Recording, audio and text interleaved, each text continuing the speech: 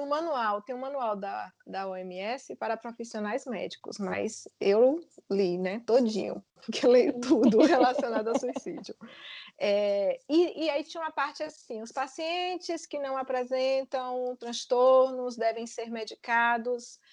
Por que existe essa parte? Porque a gente sabe, por exemplo, que alguns antidepressivos, nos primeiros dias de uso, eles podem aumentar as chances, inclusive, de uma pessoa tentar o suicídio.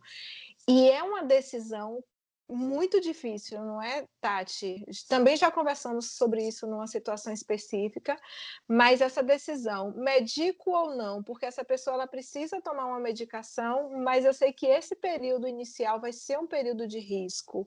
O que você leva em conta para tomar essa decisão e como você se sente tendo uma responsabilidade dessa tão grande nas suas mãos? Esse paciente ele vai ser medicado. O que a gente precisa, assim, o que eu preciso para me dar uma segurança maior para medicar esse paciente é exatamente essa rede de apoio.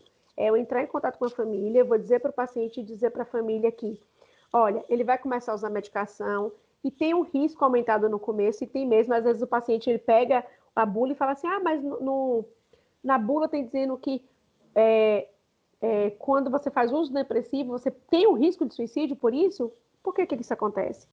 Então, é explicar para o paciente e para a família que o pensamento, ele é o último a ser mudado.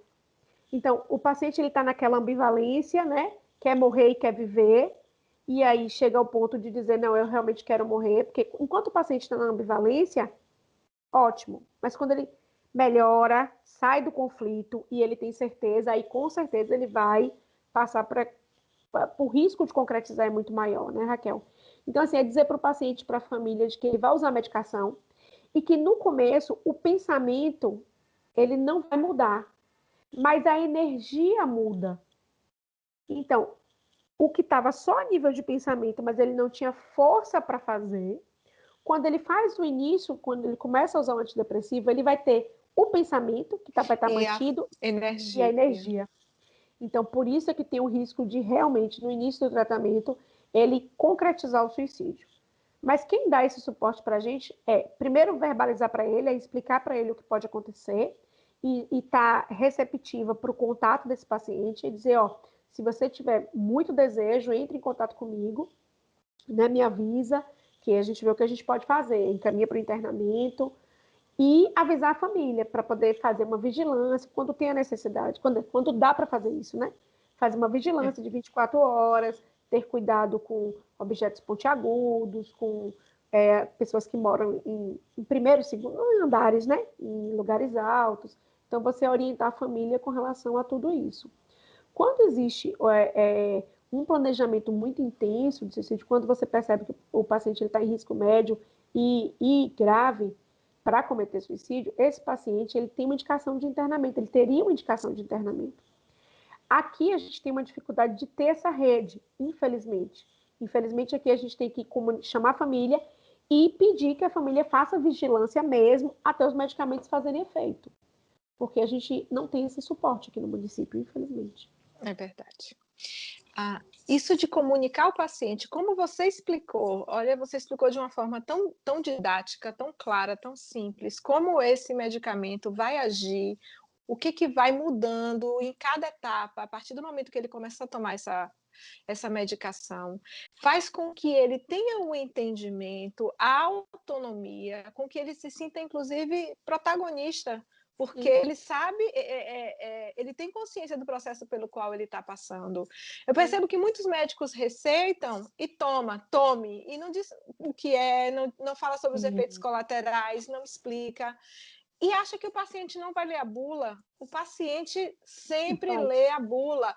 Quando a família joga a bula fora, o paciente vai na internet, encontra a bula e lê a bula. Então, é muito melhor que se faça como você faz, de explicar o mecanismo de ação, de explicar o risco e dizer, vai passar, aguenta firme,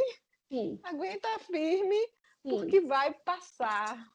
Eu dizer, acho que essa é a mensagem mais importante de tudo isso. Se a gente pensa, por exemplo, que uma parte considerável das tentativas de suicídio ocorrem por conta da depressão, e a depressão é uma condição tratável, ou seja, você pode tratar essa condição, você não tem tratamento para isso que está fazendo com que você pense em tirar a própria Sim, vida. E aí, o que eu vejo é que às vezes a pessoa que está com pensamento suicida, ela é como se ela olhasse e ela visse tudo só sombras.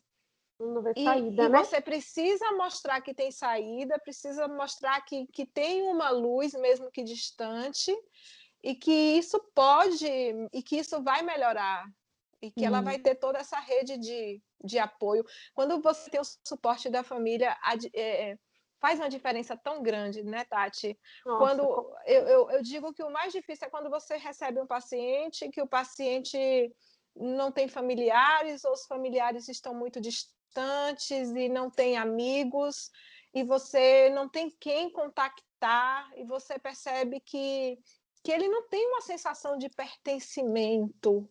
Então, qual é o isso é o mais significado, difícil. né?